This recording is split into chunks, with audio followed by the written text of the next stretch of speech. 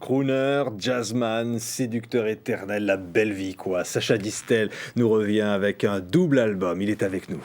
Vous êtes un rayon de soleil dans la chanson, dans le jazz. Avec cette chanson La Nuit et ma maîtresse, extrait du nouvel album Envers et contre vous, avec des duos étonnants, on va en parler dans quelques instants. Vous n'avez jamais cessé finalement de chanter, d'apporter ce plaisir aux autres. Vous savez, j'ai une phrase qui dit « tant que les yeux brillent ». Et moi, ce qui me fait briller les yeux, c'est la musique, c'est l'amour de cette musique, quelle qu'elle soit du reste, hein. Celle que j'essaye de pratiquer le mieux possible, mais aussi la musique des autres. J'écoute beaucoup de choses. À travers les années, j'ai toujours eu envie. Je me réveille le matin en disant « chic, Dieu me donne un jour de plus, je vais faire de la musique ». Parce que vous êtes tombé dedans tout petit, on va parler dans quelques secondes. Alors je vous pose une question, si on pouvait arrêter le temps, qu'est-ce que vous feriez? Si on pouvait arrêter le temps, je pense que j'essaierais de faire ce que je fais aujourd'hui, mais d'avoir une trentaine d'années de moins. Ouais. Ce qui me donnerait plus de temps pour développer encore. Vous feriez un duo avec Dionne Warwick, extraordinaire chanteuse, extrait encore une fois de ce nouvel album.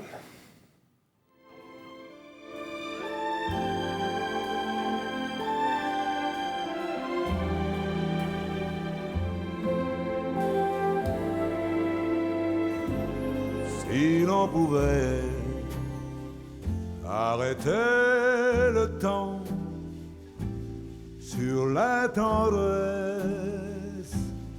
de ton sourire, si l'on pouvait dérober autant, arracher autant les promesses de nos désirs. Oh,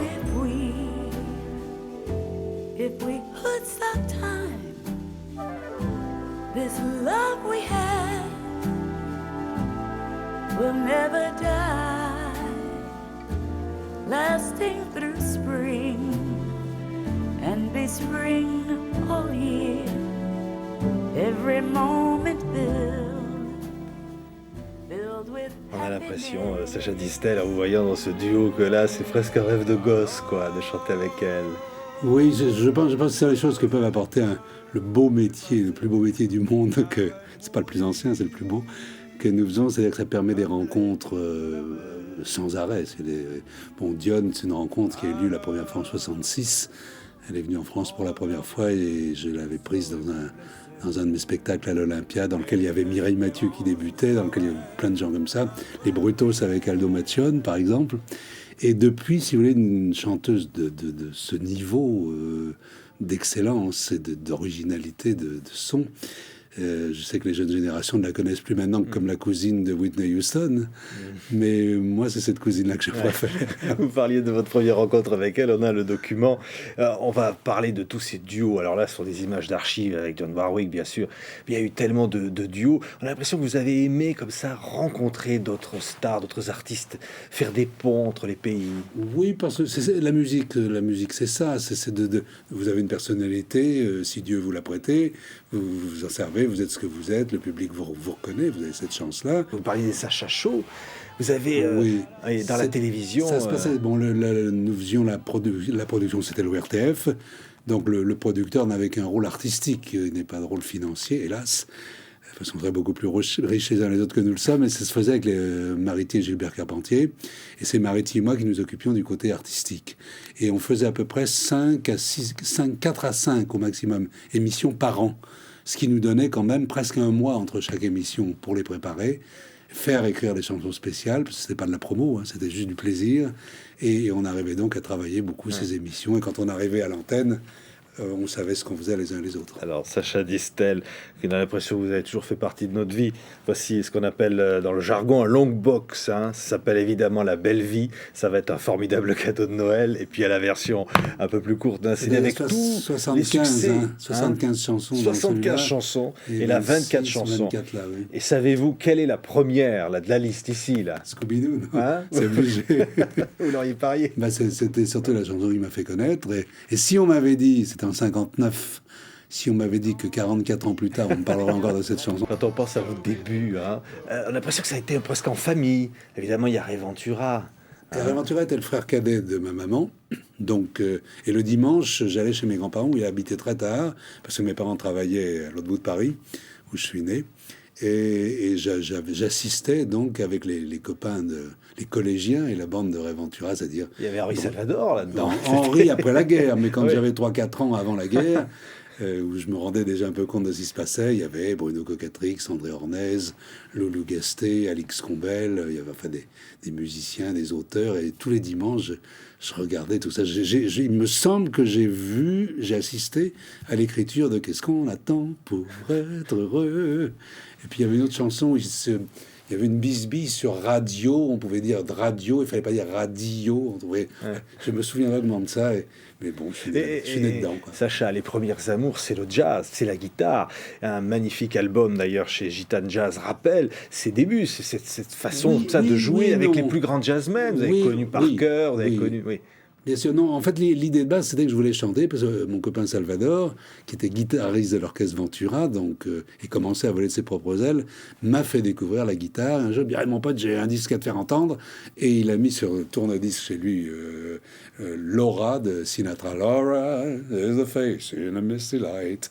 Et je dis, voilà, c'est ça que je veux faire. Mais la guitare, ça n'était qu'un instrument pour s'accompagner, pour chanter. Et puis quelques semaines après, 2 semaines plus tard, rentrée scolaire au lycée. Et il y a des copains là qui avaient un orchestre de jazz qui m'ont embauché pour jouer du jazz. Donc mais je veux chanter. Non, le jazz on chante pas, on joue de la guitare. Et donc je me suis orienté comme ça. Comme j'avais fait quand même pas mal d'études de piano classique, déjà 6 ans au cours Marguerite Long, j'avais quand même plus de savoir-faire que mes copains, et j'ai vite fait des progrès. Et puis Henri, il était parti voler de ses propres ailes. Donc j'ai continué tout seul à apprendre à jouer de la guitare. Paraître comme le séducteur, finalement, le crooner.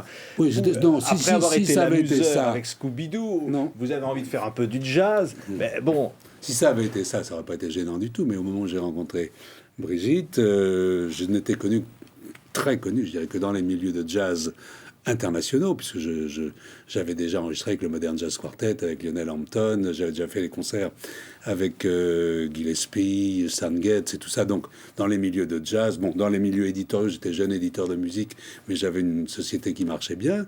Mais tout d'un coup, quand on rencontre quelqu'un du poids, je parle pas du poids, tel que Brigitte Bardot, tout d'un coup, vous n'êtes plus personne. Hein. Donc, vous êtes le petit guitariste qui... Alors, la presse que vous connaissez comme moi s'en est donné à cœur joie. Et tout d'un coup, mais vous allez aller à Saint-Tropez, vous allez lancer le mode challenge n'en a été que plus fort. On va être là aujourd'hui, du reste. Oui, mais c'est bon. Si vous voulez, je pense que Brigitte, avec toute l'amitié et l'affection que je lui porte, et elle est réelle, et elle le sait, a quand même rencontré pas mal de gens, s'est marié 2 fois ou 3 fois. Moi, je suis pas jusque-là. Et on parle pas souvent des gens de qui elle a partagé la vie plus tard. On parle toujours de moi. Donc, peut-être je devais avoir quelque chose que les autres avaient pas. Ouais. La carrière internationale. Je le traduis comme ça, en tout cas. Toute la pluie tombe sur moi. Voilà un standard adapté. Ça, c'est l'Angleterre, c'est la musique de Burt Bacharach, Dionne Warwick, donc il y a toujours le lien. Et ça a été la chanson qui, en 70, a fait de moi chanter en anglais une immense vedette en Angleterre et dans les pays anglophones. Et on a dû rester, je crois, 37 semaines dans les meilleures ventes de disques en Angleterre. Pour un Français, c'est pas mal. La belle vie, votre chanson qui va être adaptée dans le monde entier. Ça, c'est ce qui symbolise pour vous. Mon autre légion d'honneur, si j'ose dire, c'est que tout d'un coup, on me téléphone et on me dit, voilà, Tony Bennett est numéro 1 aux États-Unis avec votre chanson The Good Life, La Belle Vie, et Sinatra l'enregistre la semaine prochaine accompagné par Count Basie, c'est Quincy Jones qui fait l'arrangement. Alors là, j'avoue que je trouve que nous sommes tellement peu nombreux en France à avoir ce genre de chance. Clo-Clo, Beko, Aznavour, Michel Legrand, Francis Lay aussi ont eu cette chance, Dieu merci.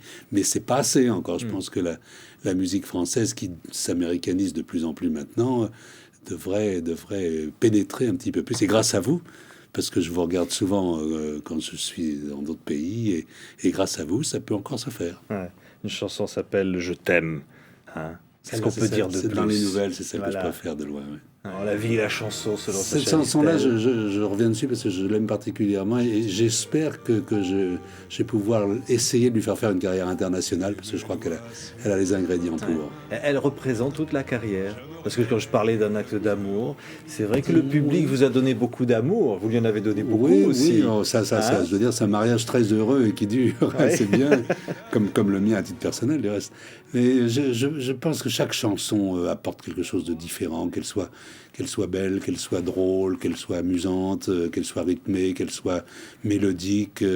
Sont des émotions, sont des choses que vous ressentez, que vous essayez d'offrir. Et quand vous arrivez à partager ça avec le public, ben là, vous avez gagné. Ouais. Et de toutes ces chansons, parce qu'il y en a, on disait, voilà, le Long Box, il y a le nouvel album, double album. Là, Même en anglais, voilà. les grands classiques, un peu jazzifiés, mais avec un bel orchestre symphonique quand même, qui est l'Orchestre National de Bulgarie. Et puis, oui, là, on me demandait, alors, toujours en Angleterre? Alors là, maintenant, on peut plus me demander ça, parce que je crois qu'avec le double album de jazz, le double album nouveau, ça fait 8 albums On va qui dire, sont dans les bacs en vous ce avez moment. toujours été libre de faire ce que vous aimiez. Aujourd'hui, vous l'êtes encore un peu plus. Oui et non. On n'est jamais libre parce que c'est le public qui dispose. Nous, on propose, le public dispose. Et malheureusement, quelquefois ça sert, mais quelquefois ça dessert. Il y a un organe entre nous qui s'appelle les médias. Ouais. Et quelquefois, c'est difficile de franchir ce cap-là. Je le dis sans aucune amertume, mais par exemple, pour des gens de ma génération, c'est pas moins particulier. En France en particulier, le problème des radios est très, très, très difficile à résoudre. Toujours ce petit pincement au cœur quand vous allez monter sur scène. Oui, définitivement. En fait, quand je me réveille le matin, le réveil le plus agréable est celui qui va me mener à un moment donné sur une scène dans la soirée ou dans l'après-midi pour faire un concert. Ouais. C'est ce que je préfère de loin à toutes les autres activités que je pratique également. Quand vous rêvez la nuit, il vous revient des grands moments comme ça de scène, de souvenirs parfois, vous y repensez? Je rêve pas beaucoup la nuit. Bon. Je dors plutôt pas mal en général. Oui, on se souvient de jolies choses. Par exemple, vous savez, les premières, c'est toujours dans notre métier la chose qui vous met les nerfs, la tête, le cœur à l'envers. Alors, j'ai eu de belles premières, toutes les premières de l'Olympia. La première à Paris, c'était l'ABC, qui est un magnifique théâtre. Première du Palladium de Londres, les premières à Vegas ou ailleurs. Ça sont des jolis souvenirs, mais je ne regarde pas trop en arrière. Je pense plutôt à la prochaine première qui va arriver dans quelques semaines à Paris ou ailleurs. Et merci, nous aussi on y pense. Sacha Distel, c'est un grand bonheur de vous avoir aujourd'hui sur ce plateau. Merci. Si l'on pouvait porter par le vent, If we could stop time traverser le temps, and eternally vivre d'avenir. ride the wings of love. Oh, if